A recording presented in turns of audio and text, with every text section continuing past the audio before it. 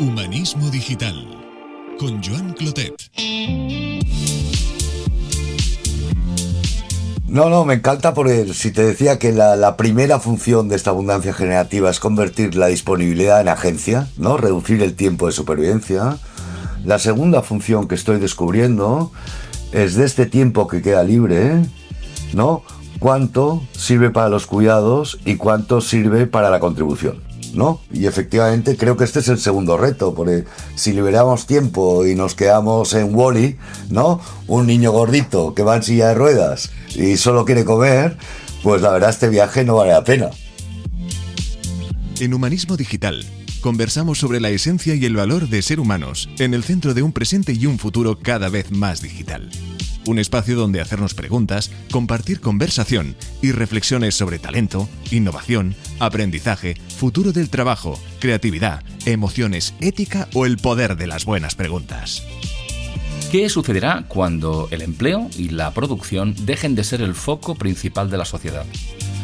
Esta es una pregunta provocativa, como las que desde hace años suele hacer quien nos acompaña hoy. Un optimista empedernido, tal como se define, interesado en cómo la tecnología impacta en la economía y la sociedad. Javi Creus, fundador de Ideas for Change, es todo un referente para quienes siguen la innovación con sentido en España. En esta conversación nos invita a levantar la mirada para hacer un salto de altura. Estamos, dice, ante un cambio de modelo social y con él, con Javi, exploramos su tesis sobre la abundancia generativa y el riesgo real de un shock de desigualdad si no somos capaces de predistribuir la riqueza que vendrá de la energía, la inteligencia artificial y la biotecnología. Javi nos propone también una nueva variable, una nueva métrica, el tiempo soberano. Un tiempo liberado de la mera supervivencia para dedicarlo a los cuidados, a la comunidad y a la contribución. Una conversación imprescindible para entender que el futuro no es algo que simplemente llega, sino algo que debemos diseñar juntos con conciencia y ambición de mejorar. Os dejo ya con Javi Creus. Don Javi Creus, muy buenas tardes.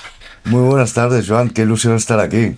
Lo mismo digo, porque hace tanto tiempo que te sigo, que nos seguimos en redes, que hemos coincidido en foros y tal, y el otro día leyendo un post tuyo, Javi, digo, ¿cómo puede ser que en 5 años no haya invitado todavía a Javi con todo lo bueno que comparte en redes y que sigo con fruición, te diría, y que no te hubiera invitado? Y me sentí mal, digo, no, voy a llamo a su puerta inmediatamente. ¿No? Yo creo que hay más de 108 personas interesantes, que son las que llevas en el post, y te podría nombrar 108 más, o sea que no hay ningún problema. Sí. Es verdad, esto es un activo brutal y desde luego, bueno, pues nada, fue fantástico porque leía un post tuyo, hablaremos de algunos conceptos que aparecen en él, porque me resonaron, porque siempre eres hombre inquieto, con una visión muy amplia, muy sistémica de las cosas que me han interesado mucho siempre. Pero bueno, en esta conversación, como siempre, agradecerte que aceptes, porque una cosa es invitar, la otra es aceptar, y fuiste muy rápido y muy generoso, así que gracias por estar aquí. Y luego, Javi, arrancamos siempre igual. Quienes nos escuchan se deben aburrir de escucharme siempre hacer la misma intro, pero que siempre empezamos. La variable es el invitado, la invitada. Pero mi primera pregunta es: ¿quién eres, Javi? ¿A qué te dedicas ahora mismo? ¿Y qué te ha traído hasta este momento de tu vida? Bueno, pues soy un curioso, me gusta pensar que soy un optimista enfermado. Soy también padre de 2 y una pareja justita, digamos, no soy la mejor pareja del mundo. Llevo mucho tiempo interesado en cómo el cambio tecnológico afecta a la economía y a la empresa y a la sociedad, y en este triángulo me he movido pues desde el año 94 en el que descubrí la Internet. Soy el fundador de una consultoría boutique que se llama Ideas for Change, en la que, entre otras cosas, ayudamos a empresas a diseñar modelos de negocio disruptivos. Y desde hace unos meses estoy muy atento a la evolución de la tecnología en la energía, en la inteligencia artificial, en la movilidad autónoma, en la alimentación por precisión, ¿no? Y me he llevado a una pregunta que es: ¿cómo predistribuimos esta abundancia futura? Y llevo 6 o 7 meses investigando, ¿no? Acabé un trabajo con el sector social de España. Y cuando les propuse empujar, oye, si el trabajo no es el centro del mundo, y me encontré una barrera y me llevé la pregunta a cuestas, la he ido arrastrando y ahora voy a empezar a publicar lo que he aprendido y estoy teniendo muchos debates, por eso me encanta estar aquí. No, no, genial, genial, Javi. La verdad es que tocas muchos palos, pero siempre lo haces con mucho fondo, invitando a pensar a los demás, con preguntas potentes como este. De hecho, leí un post al respecto en que hablabas de estas cosas y fue la excusa perfecta bueno, recordar una vez más que estás ahí y que tenía mucho interés en preguntarte algunas cosas. De hecho, ahí hablabas de este concepto, ¿no? De abundancia generativa. Esta es una idea que estoy persiguiendo, ¿no? Porque lo que nos enseña la historia es que en cada revolución tecnológica, desde el descubrimiento del arado con punta de hierro en China a la revolución industrial, siempre hay primero un shock de desigualdad, ¿no? Y me parece que la combinación de energía abundante, de conocimiento infinito, de movilidad autónoma, de fermentación de precisión, de tantas tecnologías que se combinan, tiene un riesgo real de producir abundancia, pero de producir un shock de desigualdad de unas proporciones enormes, ¿no? La manera tradicional de los humanos ante el shock de desigualdad es la guerra, la violencia. La guerra está muy bien porque entras de soldado y puedes salir de general, y entras de aristócrata y puedes salir sin cabeza. Es decir, es un gran volver a barajar, volver a repartir las cartas, ¿no? Pero es este modelo en construcción donde estoy aprendiendo y estoy buscando, ¿no? Cómo convertir esta disponibilidad, ¿no? En progreso compartido. Y he encontrado 4 funciones y estoy en esto, ¿no? No, no, es un tema muy interesante, pero además fíjate que me choca porque eres un hombre de cambio, ¿no? Eres un hombre de innovación, de una visión además siempre con una perspectiva hacia atrás y hacia adelante, súper interesante para mí, pero habrá gente que nos escuche que, claro, hablamos de abundancia tecnológica, luego lo puedes desarrollar más, cuando hablamos de este concepto, ¿no? Pero claro, muchas personas ahora, que será en función de todos los cambios que están habiendo a nivel económico, social, o lo que tiene más presencia en los medios, ¿no? Pero cuando hablamos del trabajo, o aquello a lo que dedicamos más tiempo ahora mismo en nuestra vida, lo viven con una cierta desafección, falta de motivación, incluso con miedo de la amenaza de la tecnología. Entonces, ¿cómo combinamos esa sensación, que no sé cuál es tu opinión al respecto, con esa necesidad de generar consenso, incluso entusiasmo para construir futuro? Tú siempre tienes propuestas de futuro para mejorar el mundo a la que tienen que apuntarse mucha gente y sumar energía. ¿Cómo se contrasta esto, esa visión un poco más victimista de la que yo leo en muchas personas, con la capacidad de sumar gente para construir futuro? Hay evidencia de que el cambio viene muy, muy rápido, ¿no? Yo creo que es una especie de Tetris. Si tienes algún amigo o amiga traductora, sigues teniendo un amigo o amiga, pero ya no es traductor. Si tienes un hijo, un sobrino, una hija, una sobrina que quiera ser junior en una empresa de consultoría o en una empresa legal, de repente le va a costar mucho más. Y así vamos a ir bajando fichas cuando entren los robots, ¿no? Entonces, yo creo que está justificado. Ahora, lo que también creo es que nos conviene tener ideas nuevas que nos permitan coger toda esta energía y utilizarla para algo que tenga sentido, ¿no? De hecho, esto que has dicho del tiempo creo que es fundamental. Yo creo que si asumamos, ¿no?, que cuando pones en marcha una instalación de energías renovables, solar, viento, baterías, se parece más a una estrella que una vez que se forma irradia energía sin parar, que a una caldera que has de alimentar con leña, con carbón, con gasoil, con lo que pilles, ¿no? Si pasa esto que ya está pasando de manera fractal, en España tiramos renovables cada día, ¿no? No en el conjunto, pero sí en partes. Entonces, ostras, la producción hasta cierto punto es banal, ¿no? Por el robots, tal y cual, con lo cual el PIB, que ya no sé, era una distorsión de la realidad, deja de indicar nada y no es un objetivo social.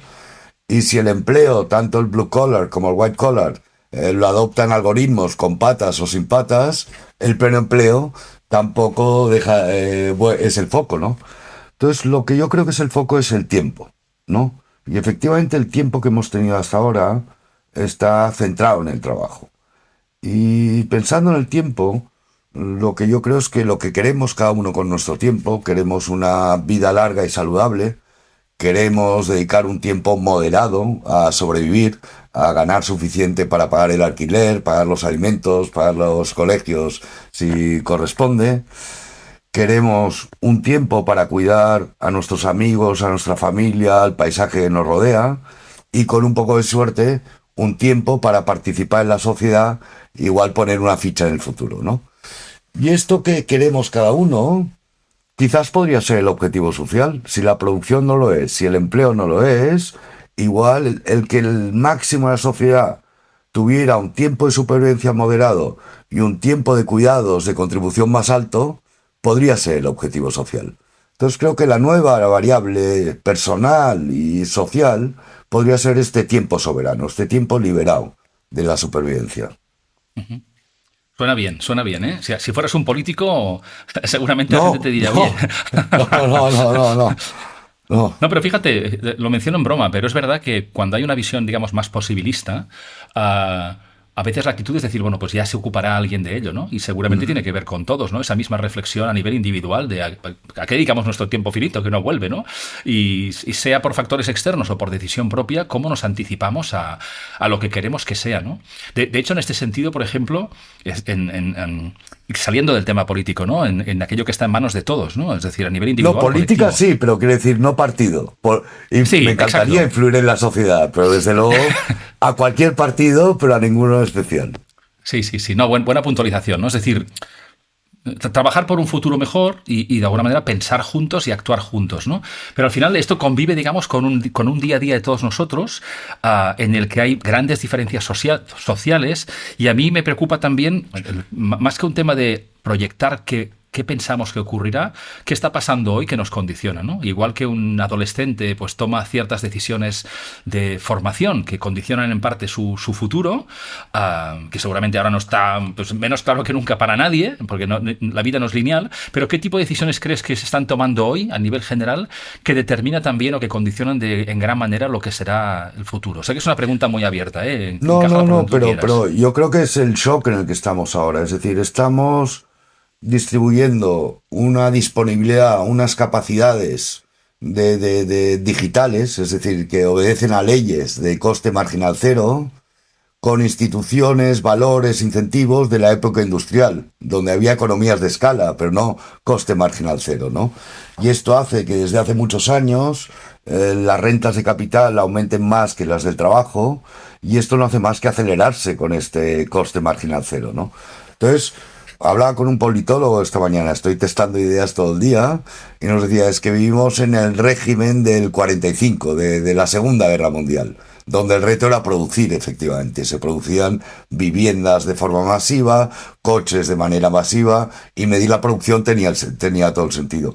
Este es lo que nos está pasando, que tenemos instituciones de la era de la producción y tenemos una economía real de la era digital. Y además añádele que en los últimos años, con la inteligencia artificial y digamos toda esta capacidad, digamos, no humana, más invasiva cognitivamente, que estamos empezando a entender, a imaginar, no sé, está muy presente la inteligencia artificial. En este espacio Humanismo Digital intentamos poner siempre en valor a lo que solo las personas podemos hacer, que es incluso pensar, conversar, diseñar futuros, por supuesto. Y yo quería preguntarte, que estás también muy metido en estas cosas, ¿qué tipo de inteligencia humana o de valor humano por extensión estamos dejando fuera cuando diseñamos modelos de trabajo digitales, ¿no? En estos cambios, digamos, de la evolución de la era industrial a la era digital, ¿qué estamos echando de menos? ¿Qué estamos desperdiciando? No sé, no quiero cerrar tanto la pregunta. ¿Qué no estamos cuidando suficientemente? No, hace un tiempo humanos? Publiqué algo sobre esto, ¿no? Porque desde Aristóteles se nos presentan las inteligencias, las ánimas, como una jerarquía. La inteligencia vegetativa, la inteligencia semimoviente, la inteligencia racional y los ángeles arriba de todo, ¿no? Y cuando leemos la inteligencia artificial la ponemos aún encima de todo esto, ¿no? Yo creo que es más interesante empezar a pensar en un sistema de inteligencias. Me explico. Es decir, la inteligencia de la vida es básicamente la inteligencia vegetal, la inteligencia de las plantas. Estaban antes que nosotros, estarán después que nosotros, están más sitios que nosotros, son más resilientes que nosotros, ¿no? Y la inteligencia de las plantas es muy interesante porque, a diferencia de los humanos que podemos correr y escaparnos, una planta no puede ni correr, ni escaparse, ni siquiera esconderse, ¿no? Entonces es una inteligencia pensada, diseñada para quedarse en el sitio. que es lo que nos conviene, quedarnos en el planeta. A Marte pueden ir unos cuantos, pero todos no cabemos, esto está claro, ¿no? Y entonces, ¿cómo es este tipo de inteligencia? Esta es una inteligencia distribuida. Cada hoja, cada raíz de una planta tiene 15 sensores. Humedad, composición del aire, tal y cual, tal y cual. Y es una inteligencia autónoma. Tú tocas una hoja, la hoja primero reacciona y luego informa al resto del bosque. Oye, hay un humano molesto tocándome la hoja, pero no hay un cerebro central, ¿de acuerdo? Otra propiedad de la inteligencia de la vida, de la inteligencia vegetal, es que es modular.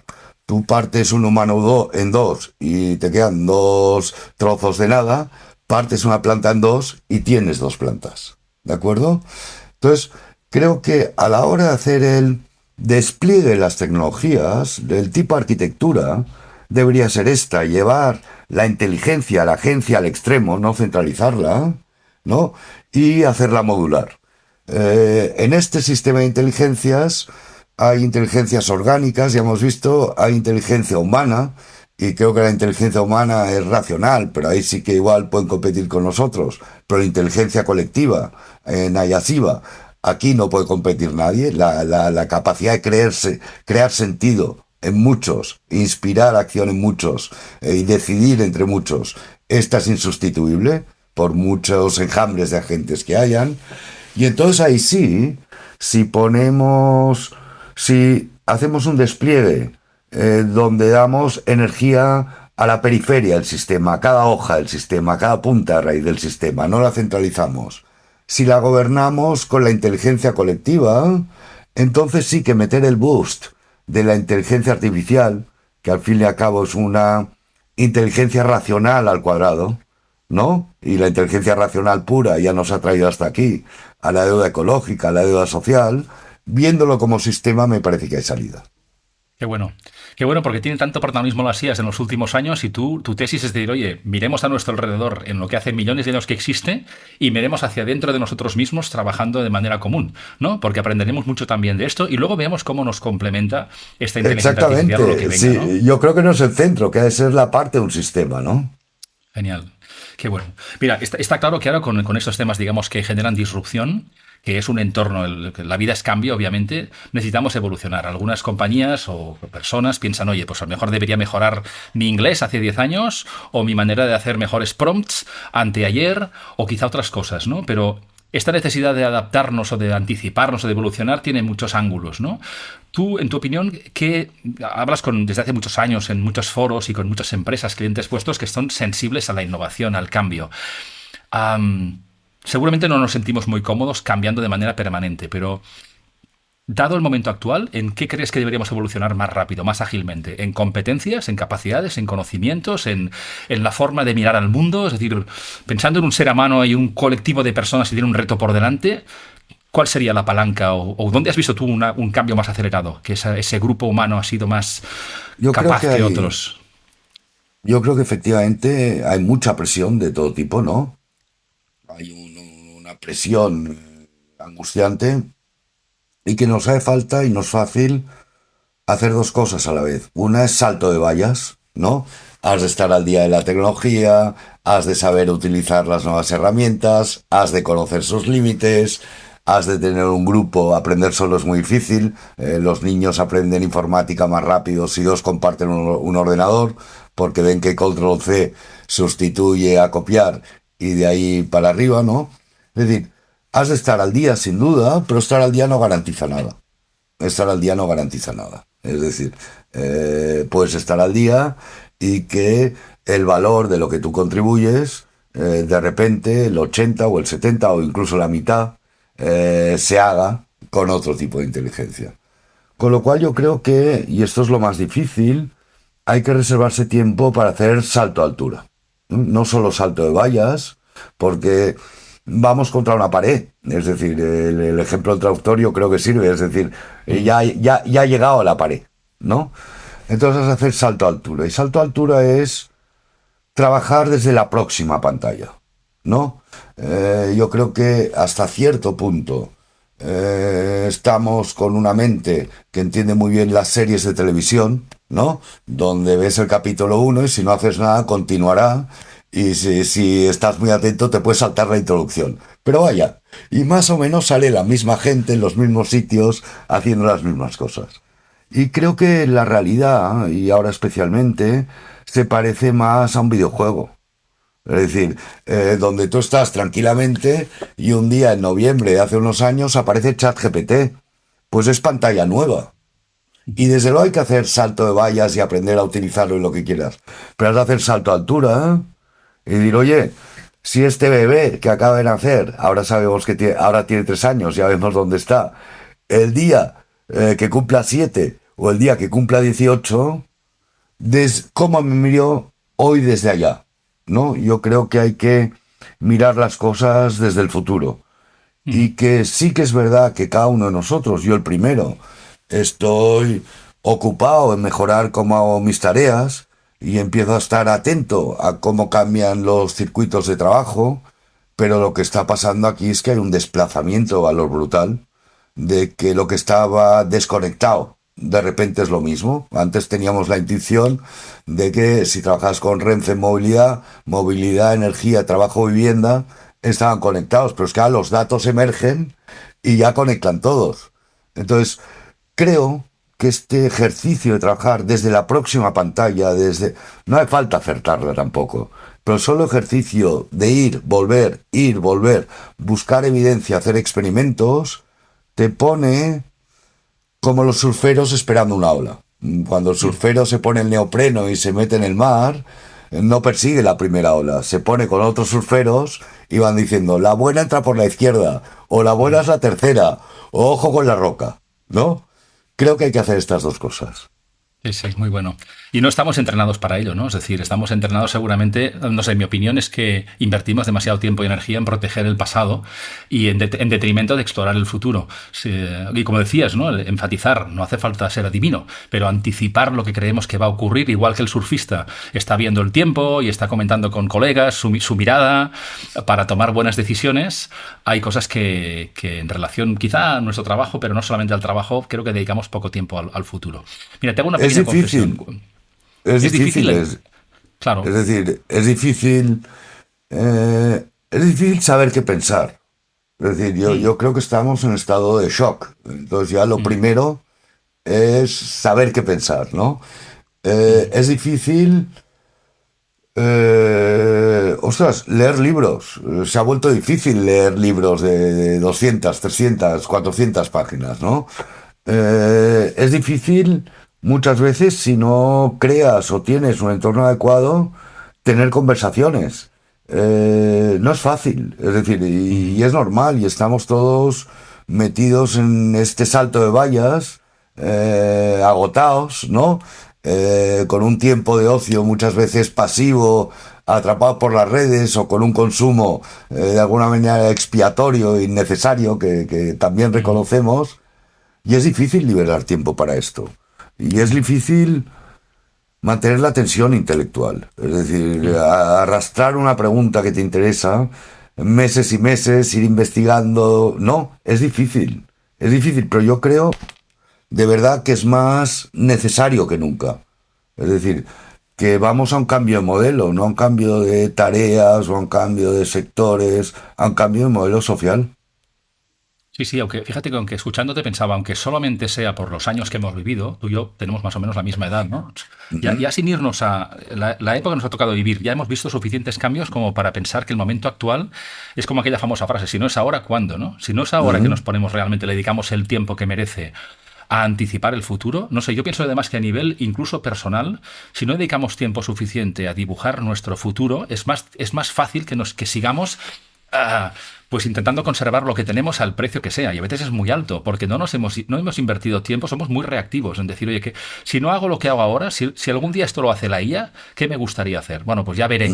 Y en ese ya veré aplazamos una decisión de exploración interna de dónde aporto valor, de hablar con mis clientes, de ver cómo la IA me ayuda o es una amenaza o una oportunidad, tanto a nivel individual como a nivel, no sé, gobierno para un país entero.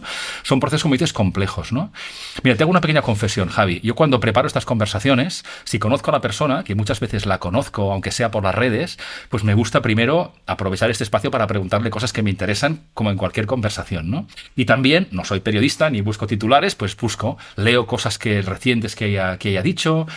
Y ahora últimamente también hago cosas como esta, que le digo, le pido a ChatGPT o a una IA que me sugiera alguna pregunta. Entonces, esta pregunta que te haré ahora viene por boca, no me da ninguna vergüenza confesarlo, ¿no? Dice, claro. Proponme una pregunta para hacerle a Javi en función de tu perfil y tal. Y es, ya que has hablado de conversaciones difíciles, ¿no? Viene a huevo que dicen, ¿no? ¿Qué conversación no estamos teniendo aún, en general, en la profundidad que requiere sobre trabajo, inteligencia artificial conectado con la dignidad humana? Sí, me parece muy oportuna. Yo lo que he observado, me he estudiado cómo les fue bien a Atenas, a Roma, al Imperio Song, a los neerlandeses cuando dominaron el mundo, a la anglosfera, ¿no? Y hay un patrón que se repite. Cuando estas civilizaciones, imperios, ¿no? han funcionado bien, han utilizado el excedente para dar agencia, para dar capacidad real a la gente que estaba en la frontera. Daban ciudadanía, daban derechos de representación, generaban infraestructuras, ¿no? Y mientras han hecho esto, les ha ido fenomenal. Y hay un patrón que se repite, de hecho es lo mismo que hace la naturaleza. Cuando en la naturaleza hay abundancia, cuando llueve mucho en un bosque, no hay un árbol que crece mucho y todos los otros se quedan pequeñitos. Lo que hace el bosque es llevar el exceso al margen para que los árboles que les cuesta crecer, aquellos que están en un terreno más seco, tengan una oportunidad, ¿no? La primera regla es distribuir el excedente, empujar el excedente para crear capacidad en la periferia. Y todas estas civilizaciones tienen el mismo patrón. En el momento en que viene el accidente o el susto, una peste, un cambio climático, un enemigo Pandemia. con los mongoles, Trump ahora, ¿no? Ostras, que está en shock porque su industria del automóvil no puede competir con China. Siempre pasa lo mismo.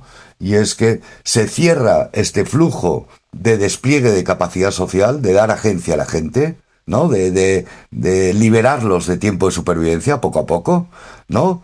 Y se concentra todo. Y en ese momento es cuando, como si fuera un circuito hidráulico, ¿no? Claro que hacen falta la circulación y depósitos, pero los depósitos están al servicio de la circulación.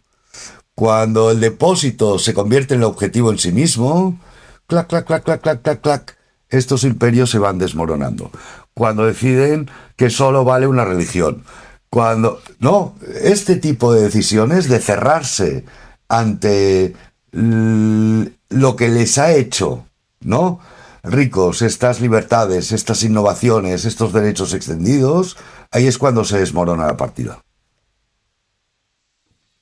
Sí, la verdad es que echo de menos tomar notas, cuando te escucho siempre, porque me amplías la foto, ¿no? Me amplías la foto de en qué deberíamos estar pensando, ¿no? Y además de actuando. Mira, ahora cuando venía para grabar esta conversación contigo, estaba comiendo con una persona que ha salido hace unos pocos meses de una gran compañía multinacional después de muchos años en el departamento de personas. Y me decía, los últimos meses han sido realmente bastante tediosos, ¿no? Porque ya me daba cuenta de que no era un trabajo de futuro, las decisiones que se tomaban, pues no estoy muy alineada, y llevaba mucho tiempo, y está en una etapa nueva, pues nada, explorando su próximo paso.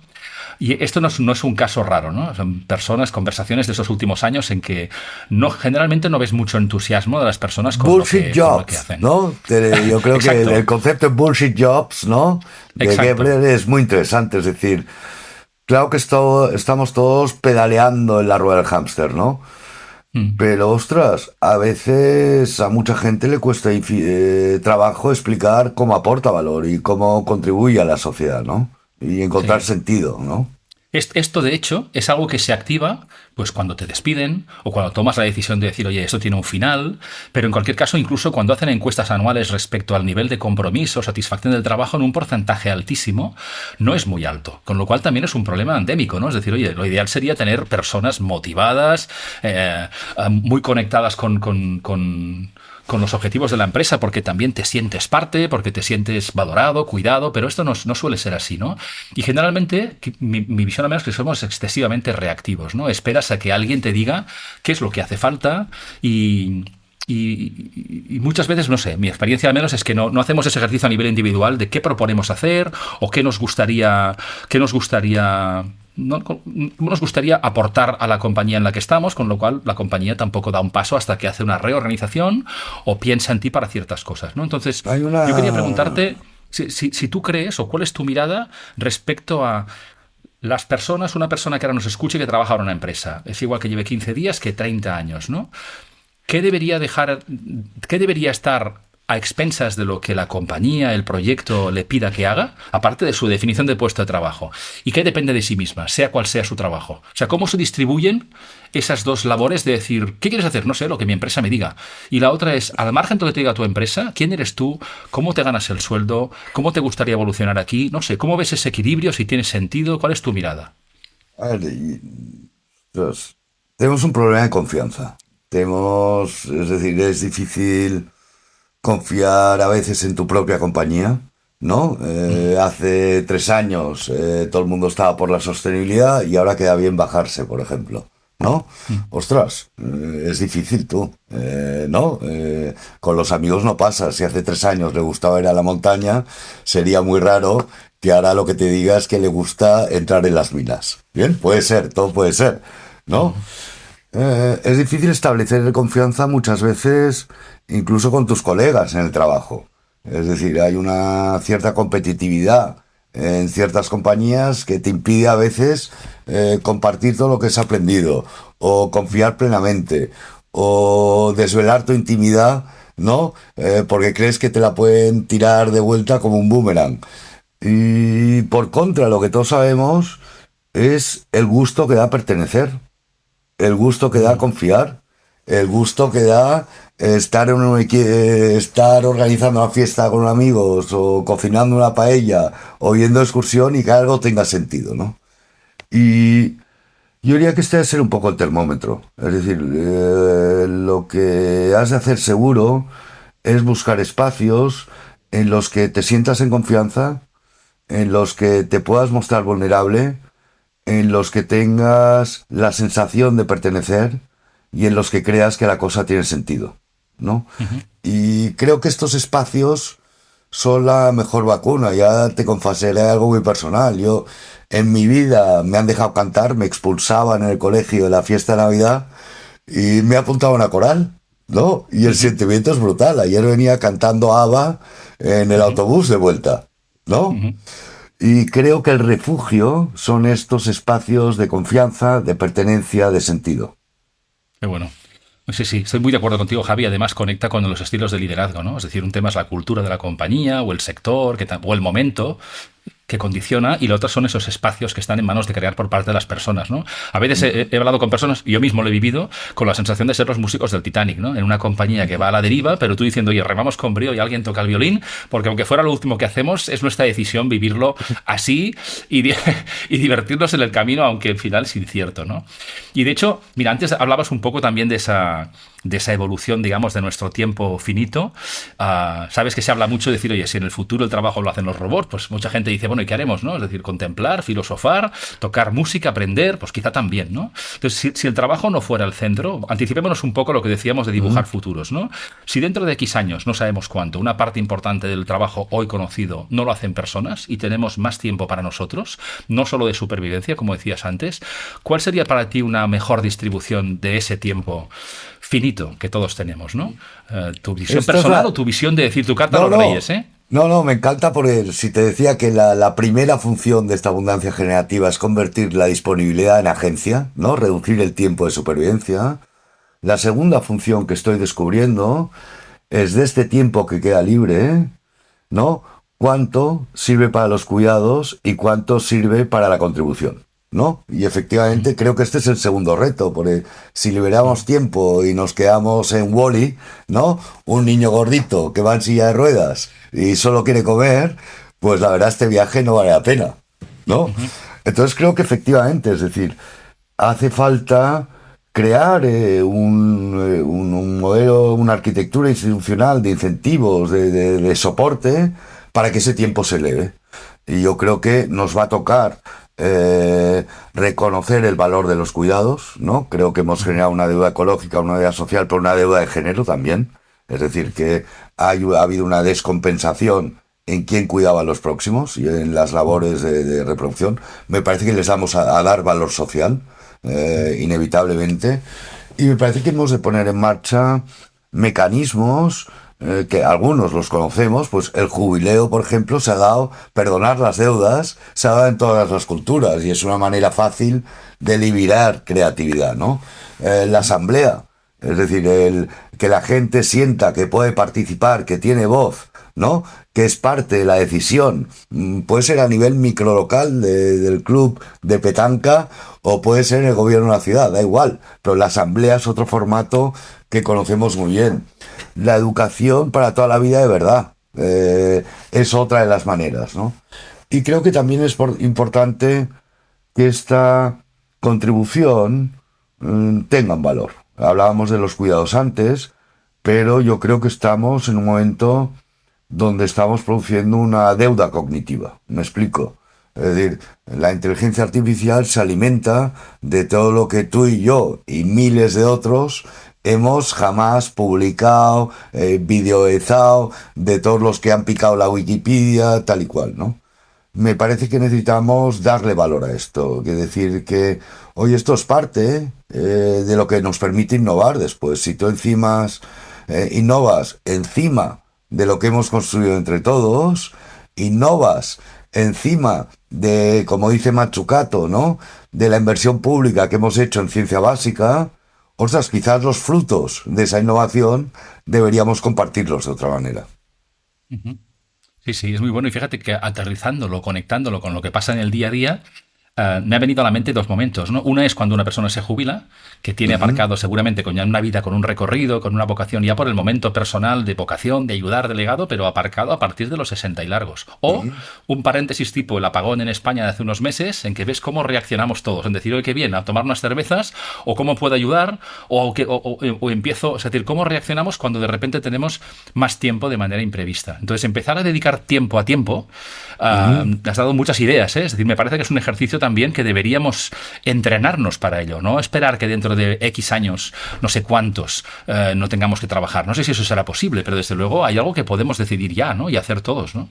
Yo creo que es muy probable que nos vaya pasando a todos, es decir, que se vaya reduciendo progresivamente y para otros de golpe el tiempo del trabajo o el sentido del trabajo, ¿no? Me parece más que probable en los próximos años. Me parece que cultivar estos jardines privados que decíamos de confianza, de sentido, de propósito es fundamental y de alguna manera hemos de perder el miedo. Me hablabas antes de un directivo, tengo un amigo empresario, ¿no? Tuvo un ataque al corazón, tiene nuestra edad más o menos, quiere venderse la empresa y sí, que ha trabajado hasta los sábados, ha descuidado a los amigos, ¿no? Y lo que encuentro muy valiente, y creo que cada vez hay más gente así, y es que podría suponer, su mujer está muy preocupada porque dice esto, oye, no tiene aficiones, no tiene tal, pero el solo hecho de que se atreva, ya quiere decir que sabe que dentro de cada uno de nosotros hay algo que puedes hacer, ¿no?, por los demás y por la sociedad en su conjunto, ¿no? Aunque no sepas qué es, hasta que no, igual no lo descubres hasta que estás en el abismo, ¿no? Igual lo pasas fatal en intermedio, pero el solo hecho de atreverse ya quiere decir que al final del pozo hay agua o hay algo que te permite flotar. Sin duda, sin duda. No. Es así y realmente todos hemos escuchado historias como esta, ¿no? Es decir, alguien que muy cerca del final de su vida profesional, pues tiene un susto de salud o un aviso de la pareja con poco margen de reacción. Entonces, tener decisiones conscientes y valientes, porque nunca sabremos si viviremos mucho o pocos años, ¿no? Entonces, si tenemos un tiempo de reflexión antes de cerrar los ojos definitivamente, que pienses que al menos ha valido la pena y has puesto de tu parte, ¿no? Mira, Javi, te diría como siempre, muchísimas preguntas, siempre arrancamos y finalizamos con la misma. En tu caso le he variado un poco, porque la final siempre es la misma. Solía ser de qué te gustaría, pensando en grande, de qué te gustaría que habláramos dentro de 5 años. Luego la reduje a 3 porque me pareció demasiado tiempo. Y en tu caso la he adaptado para decir sobre qué te gustaría, Javi, conversar dentro de X años, ponle tú el X, cuando trabajemos menos de lo que trabajamos ahora. Ostras, a mí me encantaría poder tener una conversación de que como sociedad hicimos una transición digna, que evitamos violencia innecesaria, que evitamos sufrimiento innecesario, que no supimos hacerla sin a la vez coartar los incentivos a la innovación. Esta es la conversación que me encantaría tener de aquí a unos años. Genial, pues como digo, siempre la agendaremos y ojalá, amén, ojalá sea así y pasen cosas buenas, hagamos nuestra parte también para que sea posible. Pero por hoy tendremos que dejarlo aquí, Javi. Mucha gente te conoce porque eres muy, muy conocido en tus ámbitos y además con un gran trabajo de divulgación. Yo invito a quien no te conozca te descubra y quien diga, ostras, las ideas de este hombre me interesan, quiero saber más, aparte de este pequeño aperitivo de este podcast. ¿Dónde van a buscarte? ¿Tu web, tu perfil de LinkedIn? ¿Qué referencias ponemos en el Me pueden encontrar en ideasforchange.com, que es mi empresa. Me pueden encontrar en mi página de LinkedIn. Y en este proceso de contestar esta pregunta de cómo predistribuimos la abundancia futura, estoy publicando en Substack cada 15 días, 3 semanas, capítulos que me sirven para contrastar con gente y todo esto. Genial, pues una de esas publicaciones en Substack me sirvió para reacordarme de ti e invitarte a esta conversación, que ha sido un placer, como siempre, de aprender contigo, de hacerme pensar y bueno, con ganas de conversar más, quizá en otro momento, en otro canal, pero invito a nuestros oyentes a buscarte, descubrirse, a unirse a la conversación también, porque creo que eres un experto también en unir cerebros, en sacar zumo de neuronas muy interesante para dibujar el futuro que queremos. Javi, muchas gracias por esta conversación. Muchas gracias por esta oportunidad. Tengo ideas nuevas, me encanta contrastarlas y tú eres desde luego una pareja ideal para este debate. Muchísimas gracias de verdad. Genial. Oye, pues nada, Javi, un abrazo en la distancia. Espero que sea físico en poco porque tú y yo estamos en Barcelona, así que ya buscaremos el momento también para hacer encuentros en 3D, que digo yo. ¿De acuerdo? Genial. Gracias, Joan. Estupendo, Javi. Gracias a ti. Hasta pronto. Chao. Muchas gracias por escucharnos. Javi Creus siempre nos abre la mente e invita a pensar. Si esta conversación puede ser útil o inspirar a más personas, no dudes en compartirla y así nos ayudas también a llegar a más personas para dar sentido a este espacio cuya única vocación es tratar de aportar. Encontrarás los enlaces para saber más de Javi Creus y sus proyectos en las notas de este episodio y también los enlaces a mi web y mi trabajo en joanclotet.com. Nos encontramos pronto aquí en otra conversación con una persona interesante y espero que de valor. Hasta entonces, cuídate mucho.